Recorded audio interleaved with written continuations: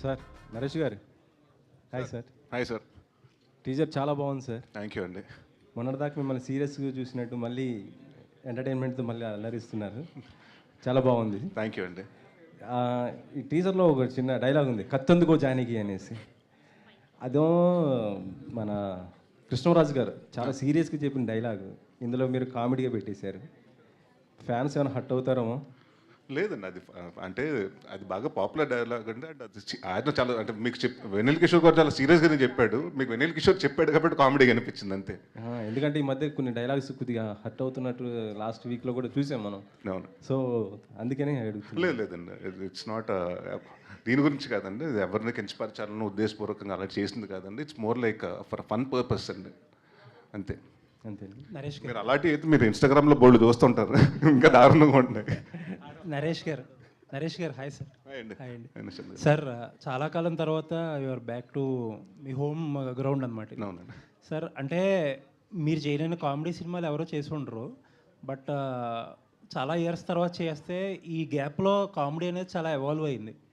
ఇప్పుడు ఆయన ఎవరో చెప్పినట్టు సెన్సిటివిటీలు పెరిగిపోయినాయి, లేకపోతే కామెడీలో కూడా ఆర్గానిక్ కామెడీ అంటున్నారు. నవ్వినా సరే తర్వాత బయటకు వచ్చి తిట్టుకునే కామెడీ కూడా ఉంటుంది. అవునండి. సో ఎలాంటి కేర్ తీసుకున్నారు సార్? అంటే ఏం లేదండి, అంటే నా ఫస్ట్ సినిమా నుంచి మీరు ఎప్పుడు చూసినా కూడానండి, నేను అంటే కితకితల తర్వాత నేను కాన్స్టెంట్గా తీసుకున్నది ఏంటంటే బాడీ షేమింగ్లు ఉండవండి నా సినిమా. నేను ఎవరిని కించపరచనండి, నన్ను నేను కించపరుచుకుంటాను కానీ అవతల వాళ్ళని కించపరచను.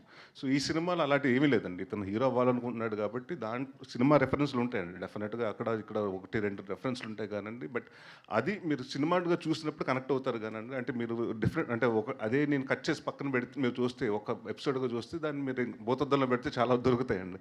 సో వీ థాట్ చాలా క్లీన్ కామెడీ. అండ్ చాలా నాకు అనిపించేది ఏంటంటేనండి, దాదాపు 10 సంవత్సరాల నుంచి ఎక్కడో తెలియకుండా అన్ని సీరియస్ సినిమాలు ఓటీటీలు వచ్చిన తర్వాత అండి అన్ని మలయాళ సినిమాలు చూడటం మొదలుపెట్టారు, కొంచెం డిటెక్టివ్ సినిమాలు, థ్రిల్లర్ సినిమాస్ అన్ని.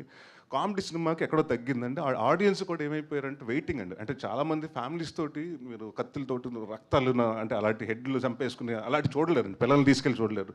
సో అలాంటి చాలా రోజుల తర్వాత మళ్ళీ పిల్లలు వీళ్ళందరూ ఫ్యామిలీస్ రావాలి అంటే ఒక టికెట్ కాదు 4 టికెట్లు తగాలని ఫిక్స్ అయ్యి సో దానికోసం ఆర్గానిక్ కామెడీ చేసాం కానండి, ఎక్కడ వల్గర్గా కానివ్వండి లైన్స్ దాటలేదండి ఎక్కడ. All the very best. Thank you. Producer గారు సార్, ఇది మనం పండగ